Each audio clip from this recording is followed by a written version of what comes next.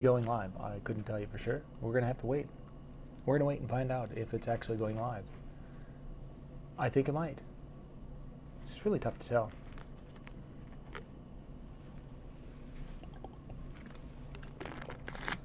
I will not know until I see it right there.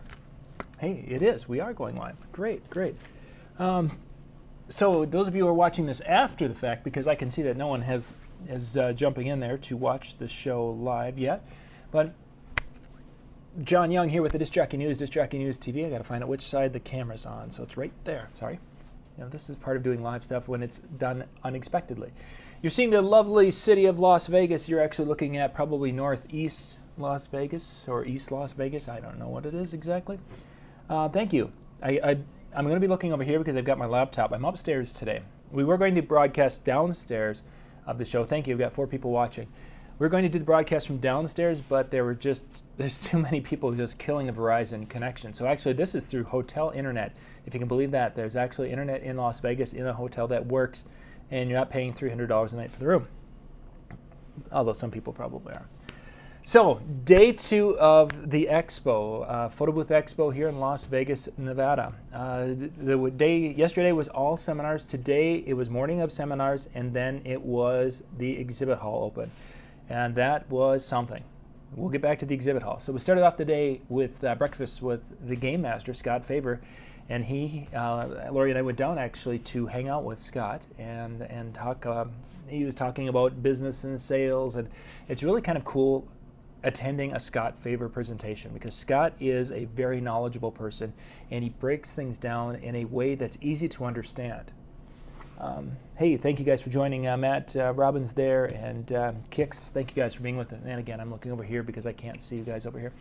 But Scott Faver breaks things down and really puts it in a way that connects and helps you understand the concepts. You know, he demonstrates some things. He has his slides and his PowerPoint and such are there to help his message come across, and it's not like he's reading from it. That he just does a very nice job presenting. So if you get the opportunity to catch Scott Faver, whether it's at the Canadian show or Arms DJ or Midwest DJ, wherever he happens to be, he's definitely one of the speakers. If you haven't seen him, you need to go and check out because I enjoy Scott. He's a good friend, and he does a wonderful job of talking and sharing his knowledge. So, and he does it. You can go find him on Facebook, and you can sign up for his email. And he does a business email that he sends out, kind of a tips email about every other week, I think is what he was saying. I've been getting it for a number of years, and there's always some gold in there. You know, maybe one week it's like, oh yeah, I knew that one.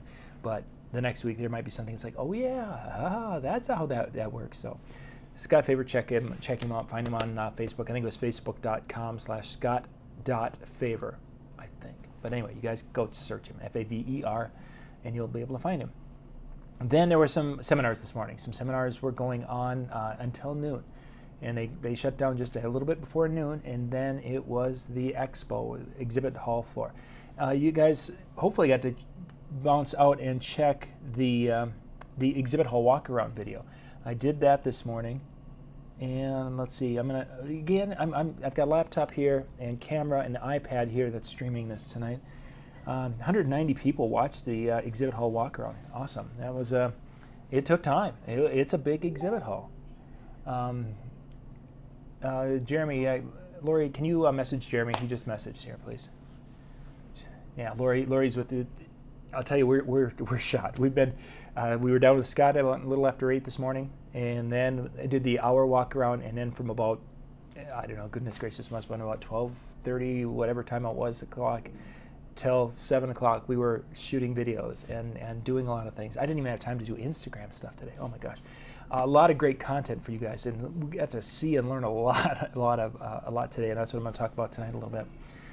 So we get the exhibit hall opens up. We had the walk around earlier, and some of those booths weren't quite set, and that was at 10 o'clock. But there were some things in there that I talked about in the walk around. So if you haven't had a chance to check it out, I know it's an hour of your life, and I can't give you that hour back, unfortunately, but there are some cool things in there that you might want to check out. Some of those booths, I don't remember exactly their names of what were there earlier, but you'll check them out, and then when you see in the next couple of weeks the rest of the videos coming out, there were some really cool things. iPad. I'm surprised at the amount of iPads. the number of iPad booths. There's a lot of Surface booths that are using a Surface with a DSLR, and those are prevalent. You're seeing a lot of those. You're seeing very few booths out there, at least in what I did. I did about half the room today. Very few that are using a full computer anymore. And I say full computer, they're using a little cube type computer of some sort and running the software. Most of them are running a Surface type tablet or using a full tablet. iPads were, obviously very prevalent with that community. So we were seeing the iPad Pro, the big one, the 12-inch one, or the little 9-inch one. They were both there being used. One booth was using a iPad Minis, but that was very uncommon. I think I just saw one in my walk today.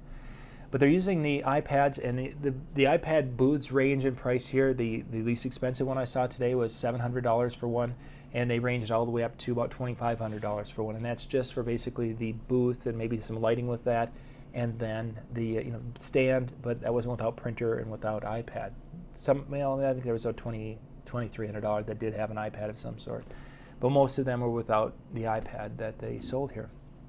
So you're going to get to see the videos of the $700 one and the others, because we did go and shoot those and such. The number of iPad ones where they don't really care if they're printing anymore. They're just going and sending that to their cell phone or sending it to their email address or putting it up on their social media page was really kind of surprising. I didn't expect that to be, because when I was talking about that concept being big, I thought the whole printing was something people would be like, oh yeah, no, we got to be printing. Yeah, while there are printers there and they're doing some really cool, you get to see in some of the videos, they're doing long strips. So basically it's a 6-inch wide by almost 2 feet long. And I guess that was supposed to be at first more of a panoramic type, but now they're using it for a photo booth. And that's actually really cool. Now, it'd be cool to stick up like in your high school locker, but in the real world, or a refrigerator, I suppose, would it take up like a whole side of your refrigerator? But most people aren't going to do that because it's too big to stick in a book or stick, whatever. It's this big long thing. But boy, it's really cool. And then there were some of the newer printers that they were showing today that had the ability to print the bigger photos and yet do the smaller ones and do them quickly. And yeah, and I got to talk to a lot of different companies and different groups today.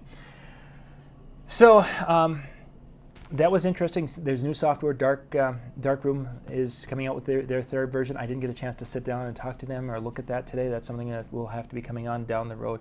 A lot of props, some wooden props that were here, some 3D printed props that were here.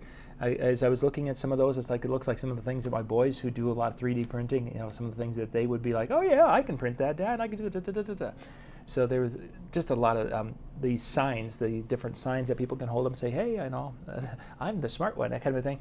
A lot of that was around. But boy, one particular one, you'll see the video when that goes up, is when I walked through right away, the shelves were full of product. And by the time we went through, probably about 4 o'clock today, there were some shelves completely empty. If your product was at a good price, people were jumping all over that, especially when it came to the props. Some of the more expensive prop company, there's one that had, I would call them a more expensive, not more elaborate or not nicer, just more expensive. Their product is all sitting there. It'll be interesting at the end of tomorrow if they moved their product too, as the people who had the one day, they come in tomorrow for a one-day thing, now they don't have the less expensive ones, now they would be looking at that. Overall though, it's been a cool experience. Let's see. I'm just checking the chat room if there's anything. The light behind me. Which light is that? That must be over here. Yeah, that one is a very. I need to hold still. Yeah, that one's. Can you move it? Can it be moved at all, hon, or is that in the way? So yeah, we're up in the room here, trying to do what we can. No, now it's moved away from. Yeah, now it's over here and it's worse because I can't sit that way. So we'll just put it back in that corner. And if I don't move as much, then but I need that light on, otherwise it's going to get really dark. So the fun of doing live streaming here, gang, is that you're going to try to maneuver, and maybe I'll just sit over here so I look more intellectual. Maybe we'll just go with that. Let's see, what else was in the photo? We just finished up our last couple of, one of our last ones was PhotoMaster, and you guys have seen some of the videos that we've done with the PhotoMaster, the Mirror Me, and now they've got the Mirror Ring. That was something that was new at this show. A lot of small, compact. As I'm doing this, I have my iPad and it's open, and the cover is down, and it's like, there's some photo booths out there right now that are much larger than the size of my iPad. The round one with the ring LEDs around it are hugely popular. There's a couple of companies that you'll get to see some really cool product coming out. One particular one used an iPad Pro, the 12-inch iPad Pro, and it was taking some really nice pictures, and they've got it all set up to be this portable thing that goes in a backpack, and off you go. Booyah. Was it Booyah? I think it was Booyah. Yes, I believe it was. So you guys get to see the video on that. That was pretty incredible how they have come to, and these two guys have put that together and developed that. But there's a lot of cool things here at the show, a lot of neat product. We got to spend a little time over at the Odyssey booth. Most of us know Odyssey for the DJ realm. Well, Odyssey has the products for the DIY photo booth maker, if you want to be that person, where they've got the things and you just start putting pieces in. And many of the other companies also were offering the components here at the show. They may not offer that on their website, but they were offering it here at the show. So it's something that if there's a photo booth out there that you like the shell, but you want to change the insides and they don't do that, definitely would be something to ask them of what they do. Now, I only did half the room. The other half of the room I didn't get to today. Jeremy was doing some of those. He hit some of our favorite folks who like Atlanta Photo Booth. He got to talk with Steve over there. He was on the other half of the room, so I was kind of bummed I didn't get a chance to get there, but I just ran out of time, ran out of day. I mean, it was 5 minutes to 7 when I walked out of the room, and I went out of the room, and then went downstairs and then found out that, we have great Verizon signal, just no Verizon bandwidth. Yay. That's Las Vegas. So anyway, I think I'm going to wrap things up here. Thank you guys for watching. We've got about a dozen people. I am, Matt. I am very, very tired. And Lori is tired enough where she's like, I think I'm just going to sit, because you're standing. And for us, it's a lot of stand and wait, because if they're selling something, selling to someone, we don't want to barge in. So it's like we kind of wait. So you stand there, wait, and then, okay, great, let's do it. And then, okay, we get to the next one. We wait. So unfortunately, that's just the way this is. And it started this morning at 10 o'clock, and we've been doing video from 10 and, with a couple of breaks from 10 until 7 tonight. So. But again, thank you guys for that. Mini booths. We actually got to cover a mini booth here towards the end. Towards the end of the evening, and again, it was a little bit narrower than the iPad, I would say. The vertical touch screens were very popular, where you can have two people standing next to each other and you can get a shot from head to toe. That was again kind of a popular thing. But there was a vertical one here, and I don't remember the name of the company. Something did Snapden. I'm sorry. I'm gonna. And you guys will get to see the video, but they had an end cap booth. In our walk around this morning, we were making comment to the way it had LEDs on the side of the photo booth, because it was kind of a cool on the device. It feels weird calling it a photo booth when it's like a standalone device. It isn't like there's an enclosure. It isn't even that big enough to hide behind. And I'm not, but you can't even hide behind. So how much of it is a booth? So thank you guys for hanging out a little bit tonight. We're going to wrap things up and go get some supper, because I think we grabbed something about 11 this morning, getting ready for the noon opening of the door. So it's been a long day. We're tired and we're hungry. So we'll be back next week. Tomorrow night, MJ and Dan are going to be going live tomorrow night, Wednesday night. I'm not sure what the guys have got planned. Basically, it's like, hey guys, go. So watch, if you guys follow MJ's, if you follow his Facebook page, and he'll be posting that on the Rewind Report Facebook group also, or the page. You get the show links and such. Otherwise, I think I'm not even sure what time they're going live, so we're going to try to get that information out. Hopefully, they'll get it out, and if they don't, I'll try to get some out. But Dan and MJ are going to go live tomorrow evening, and then we'll be back next Monday night with our regular shows at a regular time. We've got getting back into the interviews, and we also have some photo booth shows coming up next week. So thank you once again. Have yourself a wonderful weekend, and we will catch you later. Good night, everyone.